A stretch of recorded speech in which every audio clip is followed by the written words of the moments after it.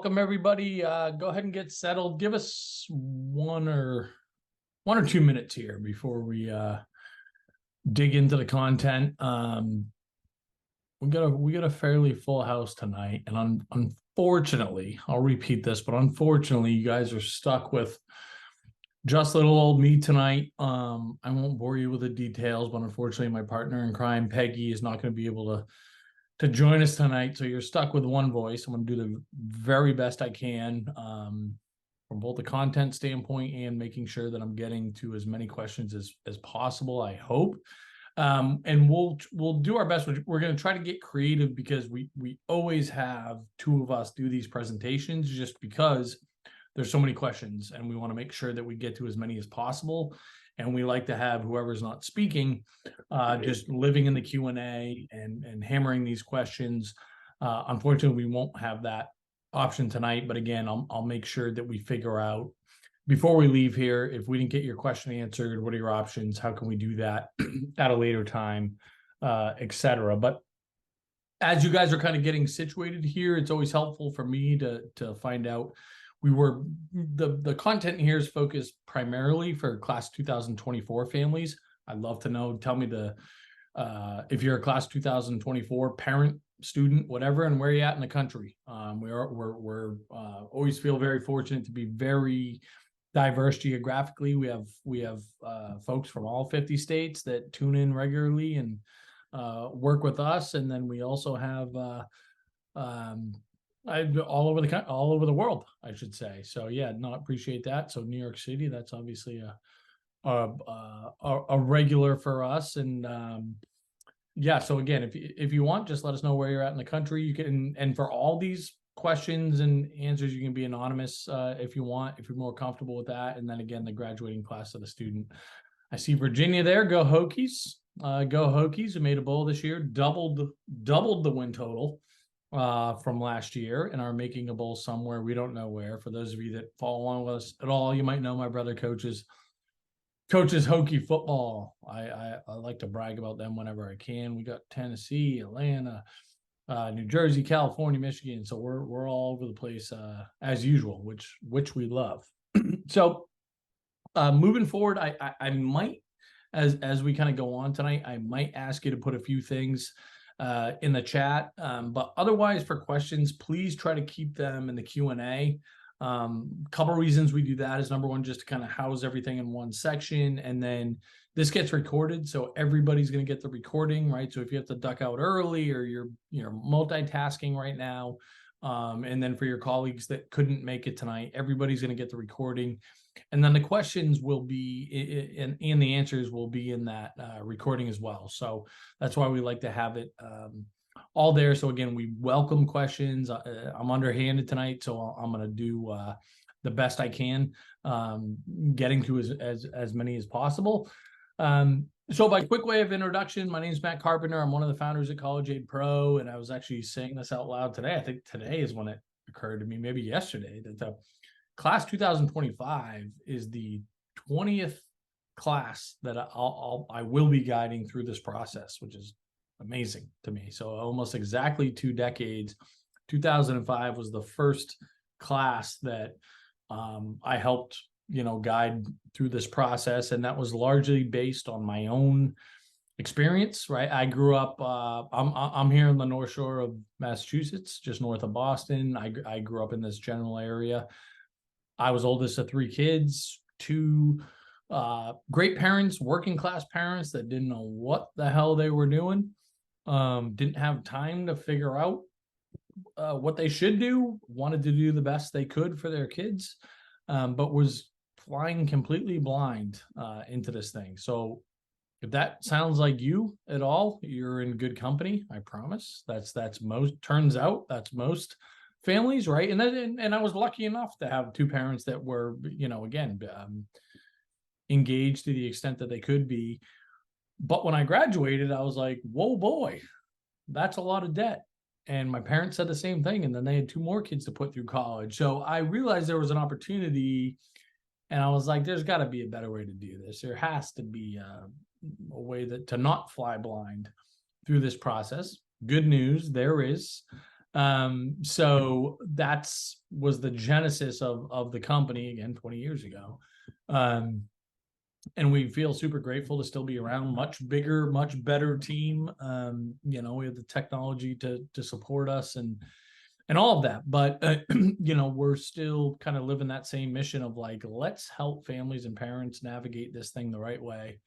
Obviously, there's a tangible component where we want to help you save money and make this thing as affordable as possible. And then maybe the intangibles of this is super, in my experience, very overwhelming and stressful experience. And I say every day, I'm like, no kidding, you're overwhelmed and stressed. It's your money and it's your kids. Those are about as too big of pressure points as there is, I think, right? So if you're feeling, if that resonates at all, again, you are not on an island. You are in the vast majority. And our job and our goal is to try to help families navigate this with eyes wide open, right? So that's what we're here to do. For those of you that, and if you wouldn't mind sharing too, if you're brand new to us, if this is the first time you've had exposure to College Aid Pro and myself, if you want to share that, if you're a groupie or a regular, as some of the folks that follow us very closely like to say, we always like to know that as well. But without further ado, let's kind of dig in here. So, and I will share my screen if the technology will allow it, right? If our technology will cooperate, which, you know, we got more wins than losses here. Okay, so here's the content. As you're aware, again, if this is your first time, we got a pretty simple mission, albeit very challenging. We want to end the student debt crisis, full stop. How does that happen?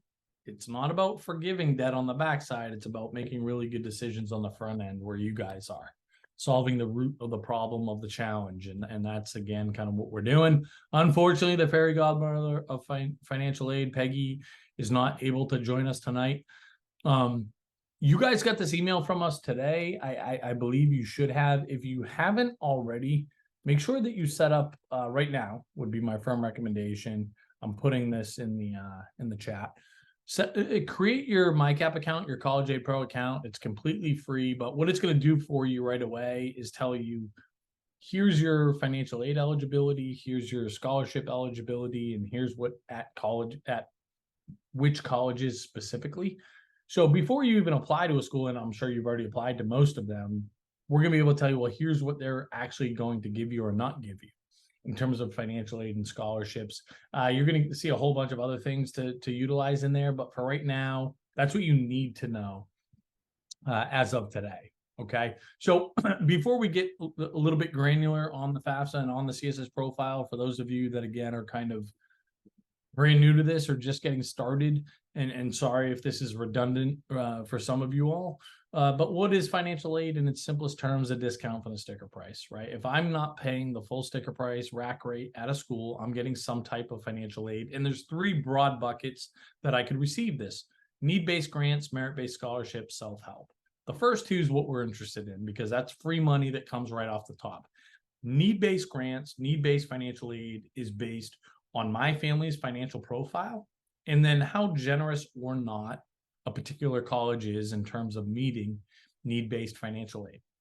So it has it's mostly driven by, again, my ability to pay for college as a parent or parents, at least in the eyes of the Department of Education, the federal government, and particular colleges. Whereas merit-based scholarships in some ways is the opposite end of the spectrum. Colleges could care less how much or how little I make as a parent. They're interested in my student. They're interested in my kid. And if there's and there's going to be for all your kids, if you haven't been a recipient of this yet, there is going to be colleges that say, I want you on our campus, right? Talking to your kid. I don't care how much or how little your parents make. I'm going to give you a financial incentive to come here. Merit-based scholarship, right? So obviously part of this is figuring out, well, which schools are going to be good fits for my kid that are also going to give us discounts and want my kid as much as my kid wants to go there, right? Part of the nuance and art to this process. The last type of financial aid, right? These are the college's terms, financial aid. self-help, it's a sexy term for loans, right? Basically, it's money that they're going to give us in our financial aid package, but we're going to have to pay it back plus interest. So obviously, we're less interested in that. Now, every college is different. Again, if you follow us, you hear us say multiple times a day, every college is different. Every situation is different. And that is not, we're not being lazy. When we say that, we're being truthful, because that is the deal, right? That, every college is different in terms of how they run their business, and you have to think of these as private businesses. You have to, because ultimately they are private businesses. The only difference is they don't pay taxes, right? Because they're I'll get off my soapbox, but they're technically nonprofit entities. So it's really confusing. Everybody's different. Every family's different. So anytime there's a universal rule, we want to be really comfortable with that. And this is an example, right? In terms of how colleges determine your family's eligibility for need-based financial aid, there's one baseline universal rule, formula, etc. And this is it, right? The cost of attendance minus your family's student aid index, SAI, equals your family's potential, underlined, bolded, etc., potential eligibility for need-based financial aid. So what does that mean, right? Let's unpack that for a second, okay? The cost of attendance is a sticker price. This is the all-in, hey, how much is it cost to go to NYU, right? You guys Google, what's NYU cost? Oh my God, $91,000. That's scary, okay? But for most families, the majority of families, the sticker price cost of attendance is a distraction, a misleading number in terms of how much it's actually going to cost your family. For most families, it's the student aid index, okay, your family's student aid index, and how much need-based financial aid that school gives or doesn't give. Those are the two biggest variables in determining how much of a discount you're going to get, if anything, in terms of need-based financial aid, right? So the student aid index is a dollar amount that gets assigned to your family, okay? And if there's a difference between your family's student aid index and the cost of attendance, sticker price at a college, that's the dollar amount that you could be eligible for in terms of need-based financial aid. Well, that's it. So who pays for that? Who pays for the difference? Is it the school? Is it us? Is it both? Depends on the school, right? So that's where, again, let's talk about Boston College in my backyard here. And I like to pick on them, but amazing institution, so they don't need my blessing, okay? Again, $90,000 college. Their sticker price at least, but the student aid index, what if my student aid index is $30,000? Well, guess what? The nice part about BC is they meet 100% of need on average, or pretty close to it. So if my family's student aid index is $30,000, I'm going to pay $30,000 to go to BC or thereabouts, right? But that's a school that meets 100% of need. That's not everybody, right? Not everybody has a $30,000 student aid index. So those are the two biggest variables there.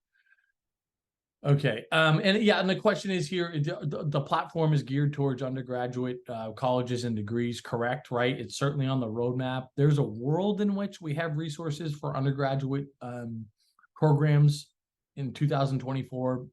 Gun to my head, that's probably too optimistic. I would guess it's a 2025 thing. But to your point, yes, our sweet spot is undergraduate college schools. But yeah, thanks for the question, and good observation. So in that same theme, in that same vein, right? Applying for financial aid, how does this work? What are the deadlines? What does each school require? See above, guys. Everybody's different.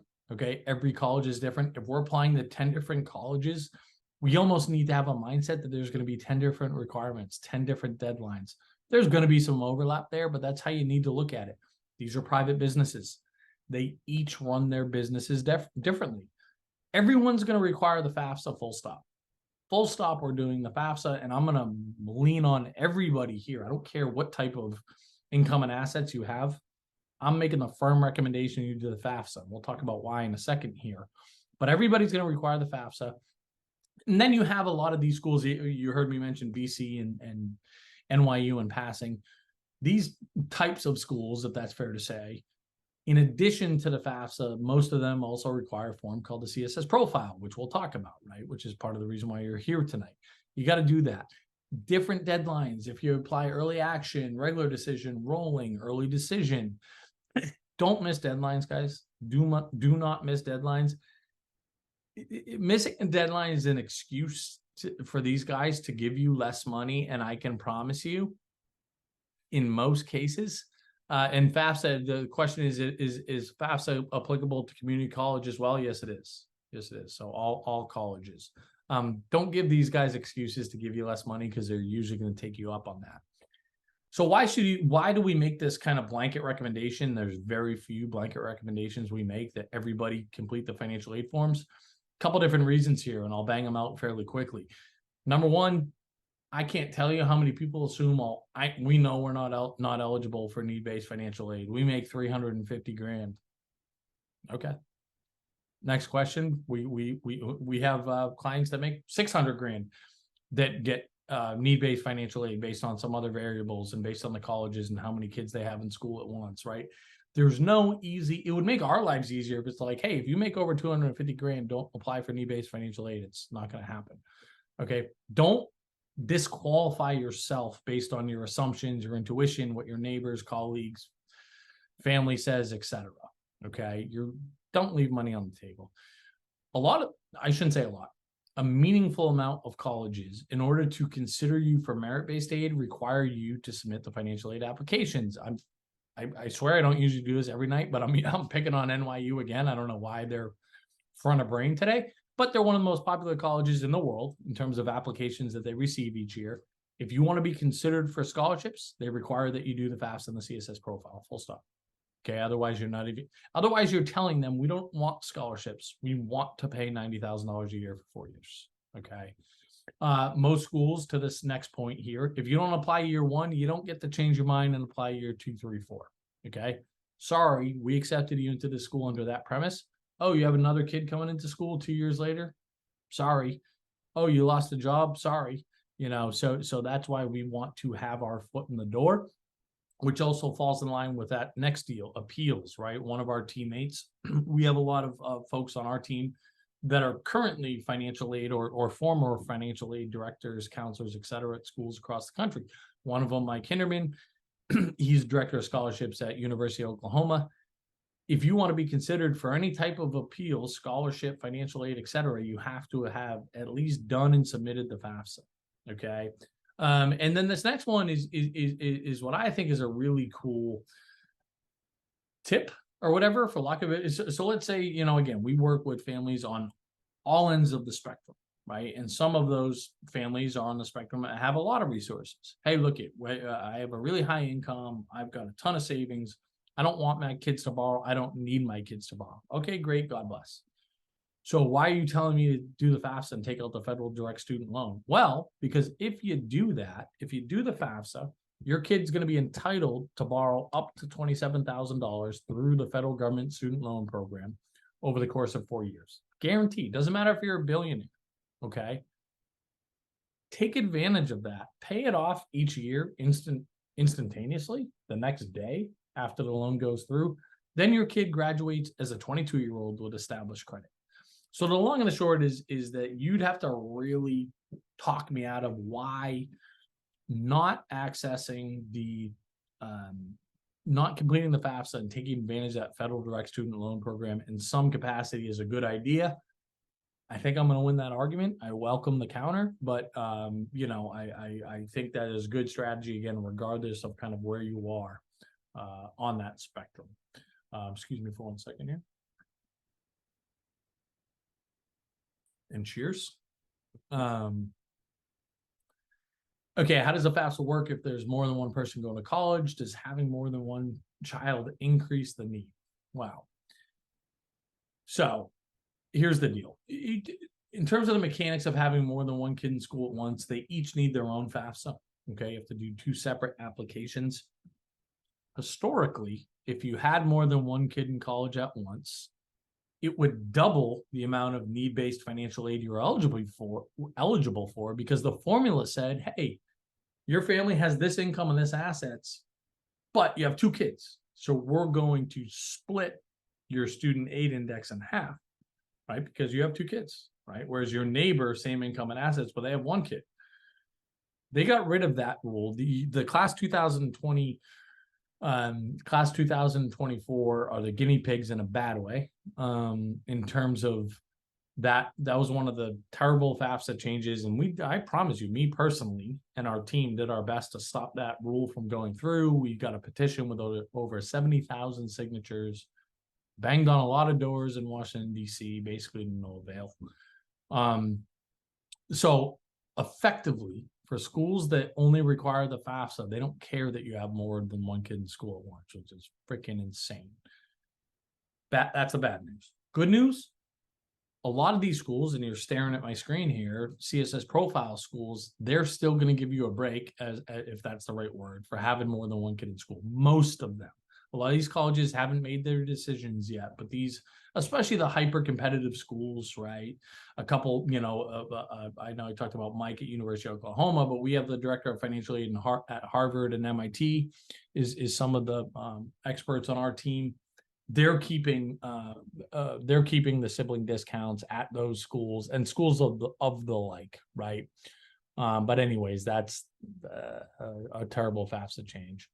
Okay.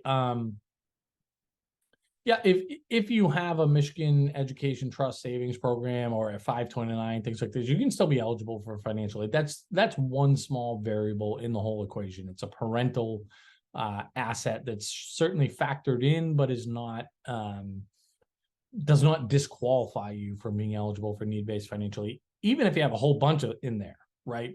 Assets are looked at with much less emphasis than income. So even if you have a whole bunch of assets, that doesn't, again, disqualify you from being eligible for need-based financial aid. Does the CSS profile have to be located? Short answer is no. Only if the colleges that you're applying to require the form, right? And as you're looking at here, only about 200 colleges do thereabouts. The other thing that I would just take a look at is that some communities, in order to apply for their local scholarships, require the CSS profile. It's a small number, and it tends to be the really affluent communities that give away a ton of money. But it's something else that I would just look at to make sure, talk to your school counselors at the guidance office to say, hey, in order to be eligible for local scholarships through the community, do we need to complete the CSS profile? The answer for most of you will be no, but you want to double check. Okay. Yeah, and anybody that's just looking at community colleges, no community colleges will require the CSS profile. Just the FAFSA. So the CSS profile. Okay. This one, my colleague, dear friend, Uncle Bill, that we call him, Billy Rabbit, one of the founders of our company here. I put this very eloquently, in my opinion. You can get through the FAFSA with a glass of wine or two. The CSS profile is going to require a bottle of wine or two, maybe even getting into the liquor cabinet, depending on your poison, your preferences, whatever. It's not this when people, if you're talking about if you talk to some colleagues or friends or been through this with an older child before, right? And you hear people, kind of some horror stories, just saying, oh my God, it's the worst process ever. Don't bother. You're not going to get anything anyways. In my opinion, they're talking about the CSS profile. This form's a friggin' beast. There's not really a way to sugarcoat it too much. The FAFSA, after you do the CSS profile, the FAFSA is going to be a friggin' pleasure. That's like getting a massage. But the CSS profile is not, it's not that, right? So that's just kind of the expectation I'm setting. Again, not every school requires it. Several hundred questions, nuanced questions that people are staring to the ceiling going, how do I access this, or how do I answer this question? I don't want to hurt my kids' chances of getting in. Again, very invasive, right? I mean, very invasive. It's not just a nice experience. Now, I'm glad I got this question. Thank you. Okay, thank you for asking this question, whoever asked this question. If you remember one thing tonight, one thing, do not put your retirement accounts on the FAFSA. Okay, do not put your retirement accounts on the FAFSA. You are not supposed to. They almost insinuate that you should, because they ask you your net worth of investments, and they say don't include your retirement accounts buried in the fine print that like nobody reads. Okay. 403b, 401ks, IRAs, Roths, pensions, annuities, none of it goes on the FAFSA. Only your non-retirement savings, investments, etc. Everybody thank Linda. Excellent question. Thank you for flagging that. We won't send the deck, but we'll send the recording. My colleague Peggy, the fairy godmother of financial aid, I love her, you love her, we all love her. She doesn't allow us to share a deck. She's very protective of her intellectual property, but you will get the recordings, I promise, and know where to find us after tonight if all your questions aren't answered, which they probably won't be. So a couple of specific things that I want to hit on the CSS profile. And first of all, guys, and you've heard me say this if you were here from the beginning, it's very rare that we have universal recommendations because everybody's a little bit different, right? And every family's different. You're a business owner, you're divorced and separated, you just lost a job, you just got a new job, you got a bonus, you got an inheritance, you know, all these things, right? So it's tough to give everybody should do it this way, but there's a few, I would say, maybe best practices. Now, generally speaking, on the CSS profile, unless you have to answer a question, don't answer it. Full stop. If it's not a required question, don't answer it. Okay. And people feel weird about that. But there's a method to the madness. And I'm not saying we don't always say that. There is some cases for some families where we will say you should answer that one. But generally speaking, if you don't have to answer it, don't answer it. It'll save you a few hours. But oftentimes there's a strategy there as well. And the question is, can we modify the CSS after we submitted it? Yes, you can log back in there and it will say, do you need to make a correction to the CSS profile? And actually, I'll actually show you the page that looks like in a second here. And it'll ask you kind of in paragraph form, what's the mistake that you made? What should it be essentially? But you're not screwed or whatever if you feel like, oh shit, I learned some things tonight that I want to, make better, right? So here's some general guidelines, right? Don't answer questions don't feel like you have to answer questions that aren't required. A lot of people screw themselves because a lot of these CSS profile schools, they consider your home equity fair game. This is not the time to get optimistic in terms of the value of your home. And there's a lot of strategies that we can implement that can easily swing the pendulum in your favor in terms of how much financial aid you're going to get specifically with how you value your home. It's a freaking huge gray area, guys. And we want to take advantage of that and err on the side that's going to be beneficial to us, not beneficial to the colleges, right? That's a big one. Don't put, and this is true for the FAFSA and the 529 and the CSS profile, do not include 529 accounts as student assets, right? That's a very common mistake. If I asked you right now, if you're a 529 owner, right? And if you're not, if you're like, what the hell are you talking about? What's a 529? Go pour yourself another drink. It doesn't matter. It doesn't apply to your family. But if you have a 529 and I asked you, is there any money in your kid's name? You'd probably be like, yeah, they have $40,000 in a 529 account. That's not their money. You as the parent own that money. They're just the beneficiaries. And it is much better. It's easy to make that mistake. The reason why it matters is because these colleges put a lot more emphasis on any money in the kid's name than they do in the parent's name. So not only are you answering it incorrectly, you're hurting significantly your eligibility for need-based financial aid. Don't make that mistake, okay? And again, if you've pulled up the CSS profile yet, they ask you this question, how much can you pay for college each year? People lose sleep over this question, right? Which is, again, ridiculous. And I'm not ridiculous by you guys if you lose sleep over this question. I empathize with that entirely. It's ridiculous that the colleges ask the question and put you in that position, because I know everybody goes, well, I don't want to put too much because maybe I'll have to pay more than I would. I don't want to put too little because what if my kid doesn't get in because I said I could only pay 20 grand a year, whatever, right? Only 20 grand a year, right? Number one, don't over rotate on that. But if you're gonna miss on the low side, guys, don't put too high of a number there. Okay, that's just I think a meaningful point of emphasis.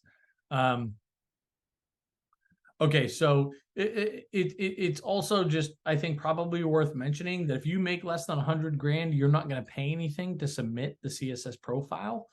You will automatically get a fee waiver.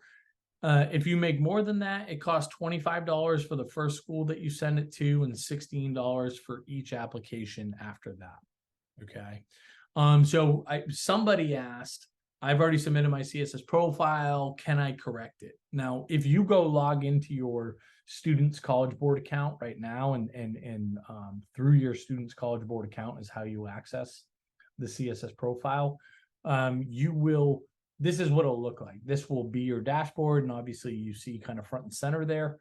I want to correct my CSS profile. You hit that button and it'll tell you, and again, it'll be kind of a paragraph form to say, hey, tell us what mistakes you made, and that will get sent to all the colleges. But again, the long and the short is, and the FAFSA is even 10 times easier to correct. But whatever, we'll get there when we get there, when the FAFSA becomes accessible.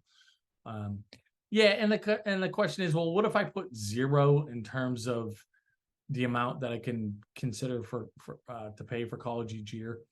Will that hurt you? I mean, again, we can't sit here and make any firm declarations, but if I had to answer that question in yes or no fashion, I would say no, it's not going to hurt you. Colleges are going to say, okay, good luck, buddy, or what, in your dreams or whatever.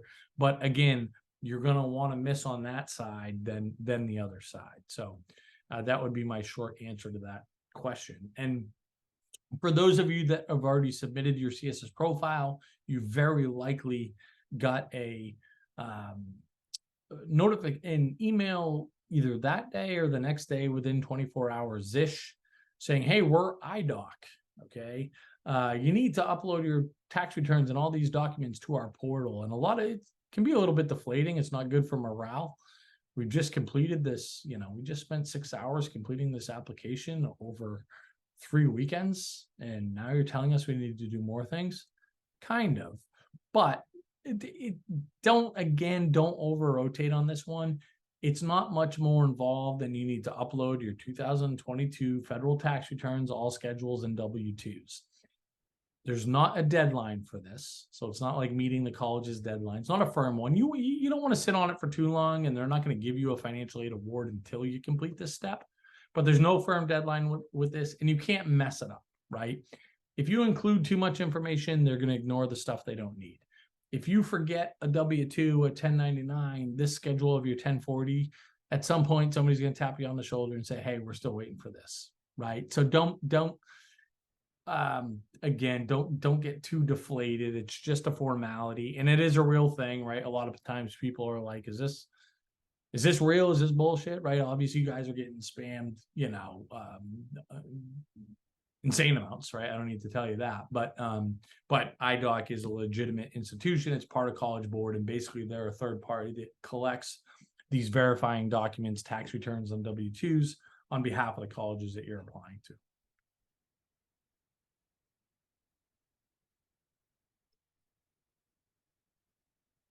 Yeah, I mean, look, there's not a right answer in terms of what should we put for that question that says how much can you pay a year for college, and that's something that we usually advise families on individually based on their situation, because there is some nuance there.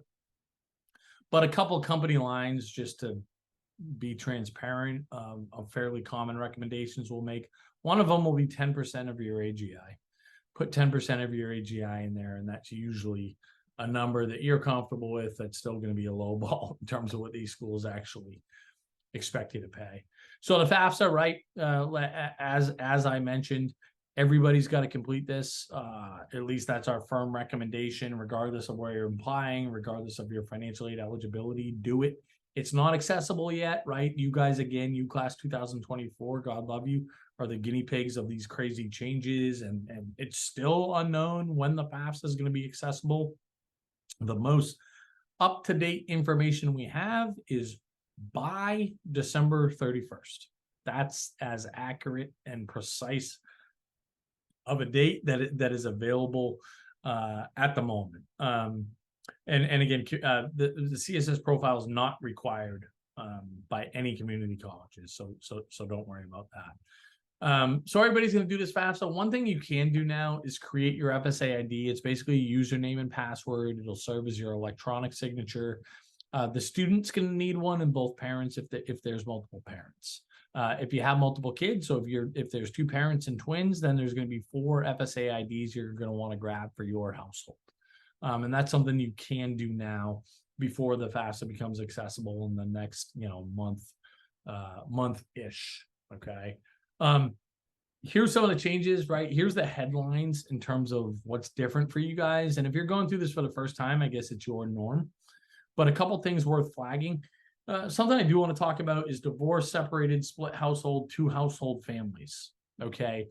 This is a new change that at first I was really concerned about, but now I'm starting to think if we play this the right way, it's going to be a win for us as consumers. And that's divorce, separated families. Now, what these colleges want you to do is they want the family that provides the most financial support to the student to be the one that completes the FAFSA. Okay. It doesn't matter where the kid lives. It doesn't matter who claims them as an exemption on tax returns.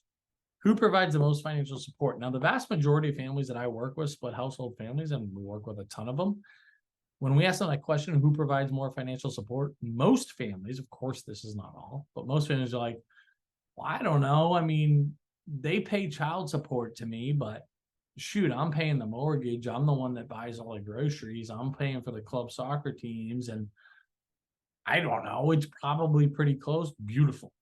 Full stop right there. There's a gray area that we can use to our advantage. Who do we want to be the custodial parent? Or the custodial parent is the word they use for this. The one that has the least income, the least assets, the one that's going to give you the most eligibility for need-based financial aid. They've made this gray area even grayer. And if we're smart about it, we can take advantage of it and use it to our advantage. So I'm not going to say much more in that because, again, I can't give firm recommendations in kind of a public setting here. But if we're strategic, and again, if you're a family that fits in that bucket, talk to us. Okay. It will be a wise use of your time to talk to us. I talked about it earlier. We're not getting discounts at FAFSA only schools if we have more than one kid in school. Ridiculous. It is what it is. There's nothing we can do about it outside of knowing which schools are going to honor that rule and which ones aren't. And we're also not getting grandfathered into that rule if we have kids already in college. The other one that's a big problem for me, arguably the biggest, it used to be that if you had less than 100 employees, or you're a small business owner, if you have less than 100 employees, they don't ask about or look at your business at all. Don't even worry about the net worth of your business. If you have money in your business checking savings account, less than 100 employees, don't include it. That's gone away. And they didn't bring the threshold from 100 employees to 50 employees. They brought it to 1. They brought it to 0, essentially. So now even if you're a sole proprietor, they're asking you for the net worth of your business and what do you have in assets and blah, blah, blah. Again, if you're a business owner, please talk to us before you hit submit on the FAFSA, the CSS profile, please. Because so many families are going to make mistakes they don't need to, especially if they fall in this bucket somewhere. This is a change that's going to screw a lot of people. I'm confident of that. That's kind of the doom and gloom about the changes. There's some good ones, right? The best ones being low-income families, families that have little to no resources. More help is on the way. You're going to get more money. The Pell Grant, the dollar amounts of the Pell Grant are going up. The thresholds to be eligible for Pell Grants going up.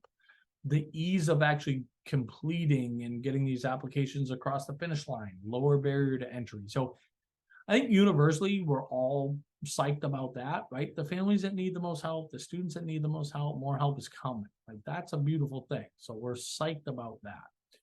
They're not it used to be that if you had multiple kids and you had a 529 account for each of them, they held all those 529 accounts against you for the kid in question, the kid going off to college. Not anymore.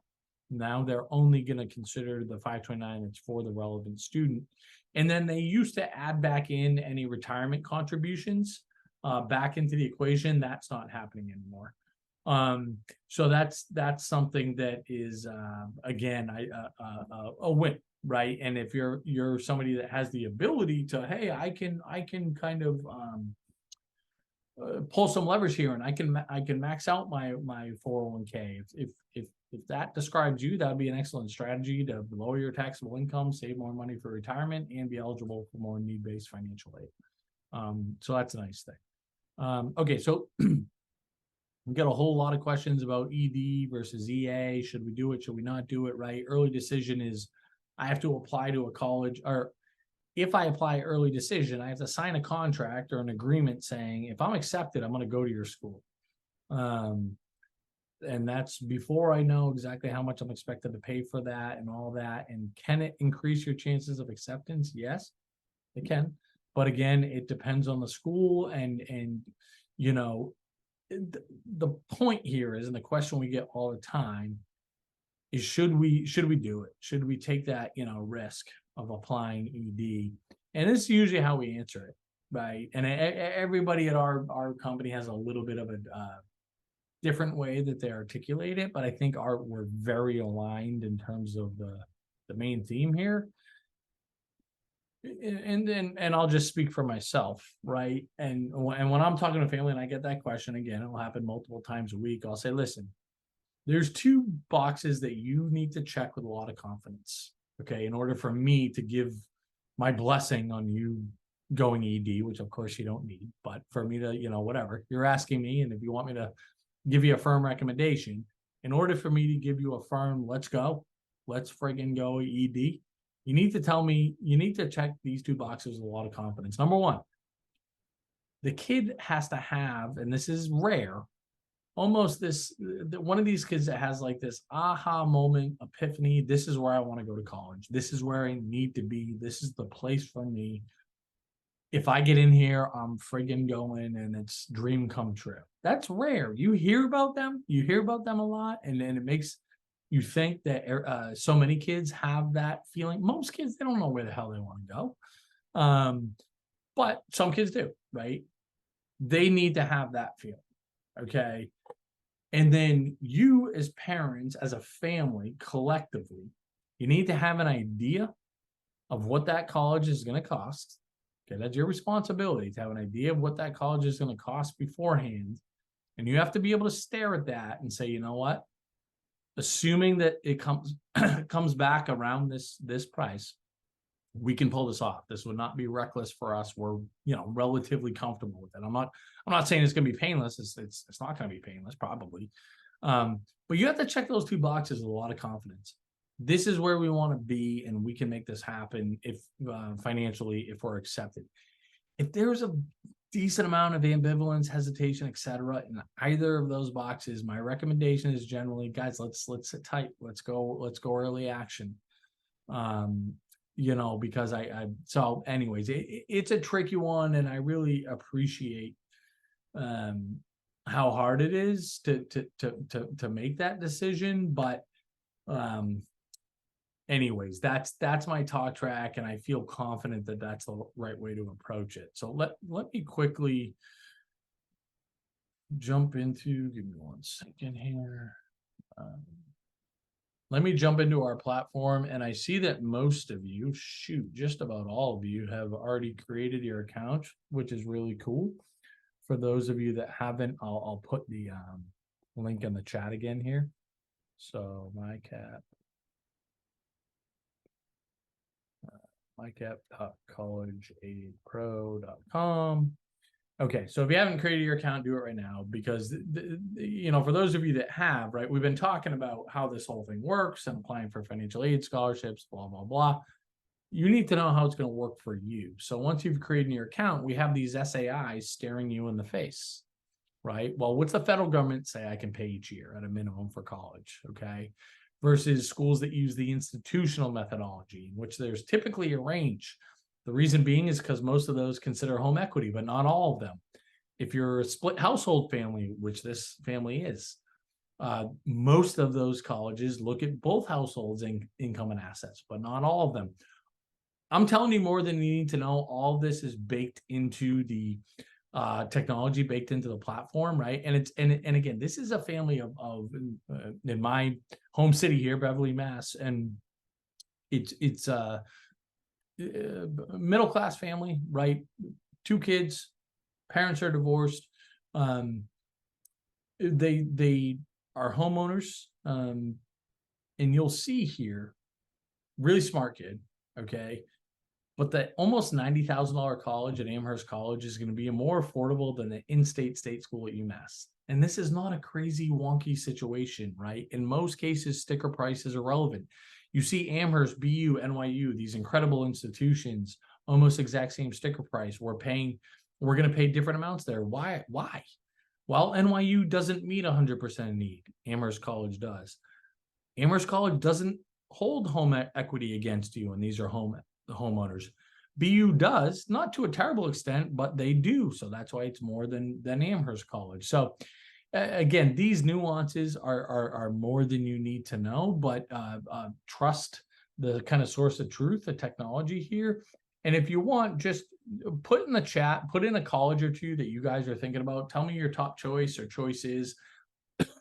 Excuse me. Let's go take kind of a deep dive into 1 or 2 colleges to see how generous they are with financial aid or scholarships or whatever. I think it'll be helpful to unpack one of these. Okay, so this is a Loyola Chicago somebody put in. Sorry, where did Loyola go? Okay, Loyola University in Atlanta, Chicago. Okay, so if we look at Loyola Chicago, sticker price $73,000, we're only going to be expected to pay $41,000. Why? Well, if I click on any college, there's a couple cool things that I think that we're pretty good at demonstrating. Number one, for every college in the country, we have every scholarship that they offer, the qualifications for each, and we're really good at telling you, well, how much is your kid going to get, right? And are you going to get financial aid? Are you going to get scholarships? Is it both? These are things that you want to know. In this financial aid tab, and again, this is for every school, okay, we tell you their SAI basis, which is basically their business model. If they use the federal methodology, that tells us a couple things. Number one, they're not giving us sibling discounts. They don't care if we have more than 1 kid in school. But guess what? They also don't look at home equity. So if we're homeowners, they're not going to count that against us. If we're a split household, a divorced or separated family, they're only looking at one household, not both. Whereas if this says institutional, we're getting the sibling discount, but they're looking at home equity and they're usually looking at both households. So these are things that can be relevant as you're rounding out your list of schools to figure out, well, what schools are going to give me the most money. And with that, you can in our kind of search part of the platform here, if you go to this advanced school search, I can say, hey, look, I'm finalizing my list of schools, but I want a couple schools that I know are going to give me a ton of money. And I'll talk about why that's relevant. So I can just say, go show me schools that are close to my house. I know my kid wants a smaller school. They want to major in bio, whatever. And I just want you to sort them based on who's most generous with financial aid. Okay. And we're going to rank order them, and nobody's going to get into MIT. Okay. Nobody goes there. Okay. As a matter of fact, I was at MIT today, and like, I look at these kids like they're ghosts. I'm like, I want to touch them to be like, how did you get in here? But anyways, here's some other schools that are very generous with financial aid that maybe are a little bit more accessible than MIT. But you might not be eligible for financial aid. Here's one thing about MIT as well. There's not one kid on campus that's there on a scholarship. Scholarships don't exist at MIT or Harvard or Stanford or Duke or, a lot of these types of schools. Nobody's there on scholarship. They do not exist. Okay. But you might want to go say, well, who will give my kid a scholarship? And we'll tell you, well, you know, maybe this is actually my alma mater, little private school south of Boston here, Stonehill College, nice little college. Well, geez, this is a smart kid. We're going to give you 30,000 just based on your kid's credentials. So anyways, why is that relevant? Okay. And there's a few reasons here. And let me kind of go back to the deck to pull this together. But one thing, I'm getting ahead of myself a little bit, but I want to plant this seed. When you guys get accepted into these colleges, and your kids are gonna get accepted into some of these colleges, you don't want to accept that first offer. You always want to negotiate. Now, you can't use the word negotiate. You cannot use it, even though that's exactly what you're doing. You're using the word appeal. Okay. And there is a method to that madness. We are very good at it. I personally love, it's probably my favorite part of this process, going back to these colleges and getting more money than their initial offer. But what we do now to maximize our odds of being successful is making sure that we're applying to competing schools. Okay, so for example, I met with somebody today that is really smart, engineering, computer science type kid. They loved RPI, Rensselaer Polytech, which is in Troy, New York. Really good little. If you're not from the Northeast, maybe you've never heard of it, but it's a really good engineering school, and they love it. They know that's where they want to go. We had this nice little engineering school in Central Mass called Worcester Polytech, right? WPI. They hated it. They didn't like Worcester. So we're not going to apply there. We're going all in on RPI. I said, well, I'm making you apply to WPI. I know you have zero intention of going there, but these are direct competitors, and we're just going to use that offer from WPI to get more money out of RPI. And guess what? We're going to be successful. I have 1,000%. I have 1,000 batting average in leveraging those two schools against one another. And that's obviously that's an anecdotal example there, but that is something that is very commonplace. So we want to make sure that as we're finalizing this list of schools, we have these direct competitors to leverage against one another, right? That's just one way that we're going to appeal, but something that's relevant for right now. And I just want to plant the seed that it's a thing. Okay, it is a thing that you are going to want to, and I'll make the firm recommendation that you do when it's time for that. Okay, so in terms of like next steps with us and how we can support you beyond tonight, let me grab this link and put it in the chat here. Something we say every night, anytime we get in front of anybody, is at least continue to engage with us in some capacity.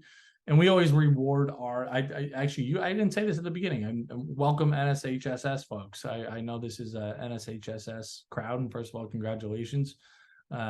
Awesome organization. We're huge fans and just have a great relationship with a huge percentage of you all in that ecosystem, community, et cetera. And actually we weren't at this most recent conference in Atlanta, but we'll be in DC a couple months from now. Oh, I shouldn't say a couple months, in August. Certainly not August around these parts in Boston. But anyways, here's the ways that we can support you just beyond kind of the free education resources that we provide. And I think we have a lot of great free resources. So at a minimum, take advantage of those. But if you identify as a DIYer, if you're just like, look, I'm all over this, guys, I got it. At least use the best tools. So to have the full version of our software, right? And this is just for the live audience. You guys will get the recording tomorrow, but you'll see the coupon code will be for, I think, 5% or 10% tomorrow. I forget what it is. But anyways, we always reward our live audience. Just upgrade, go on your platform and go on the top right here and hit upgrade or talk to an expert.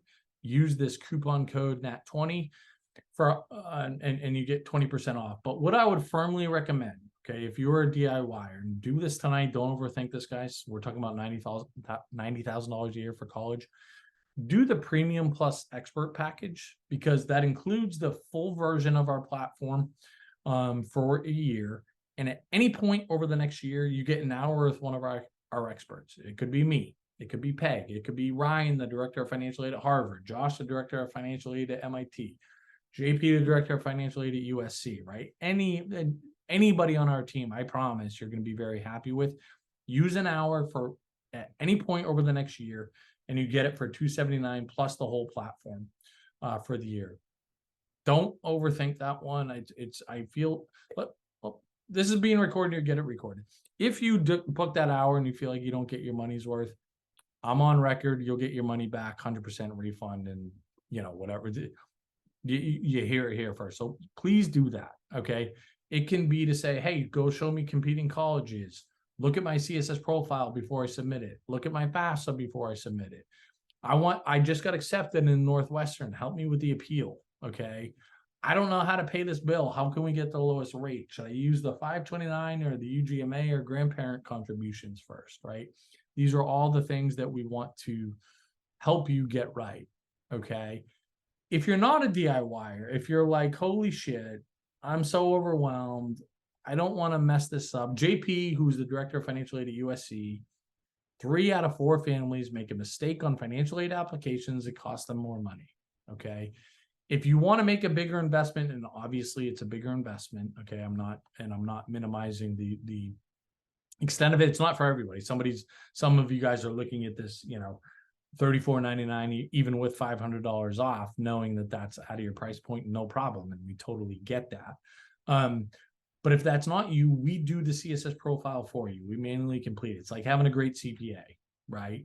We're better at qualifying for deductions than you are based on how we know the system, I promise. We do the FAFSA for you. We make sure that you're applying to competing schools, okay? We're going to lead the charge in appeals. You get your initial offer back from the University of Chicago. It's going to be us beating the drum, leading the charge to get more money from that initial offer. And then we're going to put together the plan to help you pay for, pay for that kind of on the back end, get smart with from a tax standpoint, the whole deal. So 2 things we can do. If you're sitting here going, that sounds great, but there's no way that I'm getting out my credit card for $34.99 tonight. I need to learn more. What I'm putting in the chat right now, and you guys have this through the link as well. Book a quick call with one of us, right? To just kind of ask your questions, give us the sniff test, right? Walk me through exactly how you guys are going to help me. If you know it's something that you want to do, give me 1 second. I can grab that link too. If you know that it's something that is a good fit for you all, I'll pull this up here.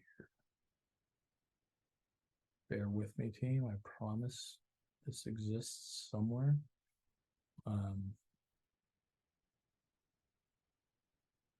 But for those of you that know this is something that you want to do, you can sign up. Here we go. All right, I wasn't a liar. Okay, I'm putting this in the chat, but you can sign up through here and get started, and put the coupon in there. It'll give you $500 off. You'll hear from our team tomorrow. We'll start getting you onboarded. Yeah, there's not an option to chat this evening. Actually, you can. I know I can't chat this evening, but we have some folks on the West Coast. JP's out on the West Coast. Peg's out on the West Coast. I don't know if they have times available for tonight, but otherwise, you'll be able to get on our calendar at the latest tomorrow to see if there's a fit here. And even if you already submitted the CSS profile, there's still plenty of value we can provide. But like I said, my firm recommendation at a minimum, take full advantage of the platform. I mean, one thing that I didn't show that I think is pretty stinking valuable here is that when you do get accepted into school, we have every private scholarship in the country baked into the platform, right? So you can go search and say, hey, based on my state, I live in California, what are all the scholarships I'm eligible for there? Or, my kid wants to be an accountant. What are all the scholarships just relevant for that, right? Pretty powerful. But when you get accepted in these colleges, you're going to upload your offer and we're going to tell you if you got a good deal. And we're pretty stinking good at that. So Obviously I'm laying it on fairly thick here, but it's also because I'm pretty. I just feel strongly that it's when you're staring at $90,000 a year, you're going to get meaningful ROI through, any of these different ways that you can engage us. Yeah, sorry, I got this question again. Put this in the chat. Here you go. But yeah, anybody that already submitted forms, it's not too late in terms of us being able to have a meaningful impact. And if that's just like, I can't even think about or consider that type of price point, book an hour, at least get on the full version of the software. And if you look at this and go, look at, and I'm sorry I didn't mention this earlier. If you're staring at this going, geez, I want the full version of the software, but I can't afford $120, write into support@collegeaidpro.com and say, I'd like the full version of the software, but I can't afford the $120. We'll get you on there for free.